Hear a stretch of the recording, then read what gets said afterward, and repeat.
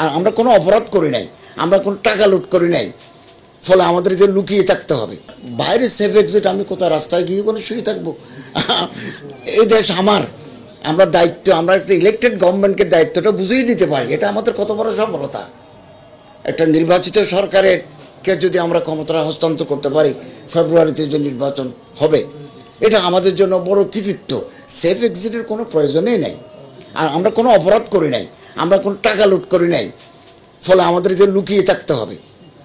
কঠিন সময় হচ্ছে সব সময় ভাই, আমরা যে সময় দায়িত্ব নিয়েছি এইটা তো একেবারে ক্রুশিয়াল মুভমেন্ট, যেখানে ল অ্যান্ড অর্ডার ছিল না।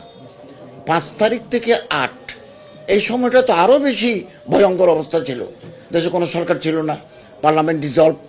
আমরা যখন দায়িত্ব নিয়েছি, আমি ঢাকা শহরে যাচ্ছি যে এক থানার সামনে দিই, পুরো থানাটাই তো খালি আগুন, মানে ছাই।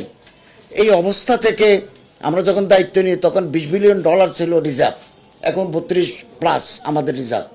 আমরা তো ল অ্যান্ড অর্ডার থেকে শুরু করে সবগুলো প্রশাসনিক যে সিস্টেম, ইকোনমিক সিস্টেম, সবগুলোকে আমরা একটা সহনীয় পর্যায়ে আমরা নিয়ে এসেছি।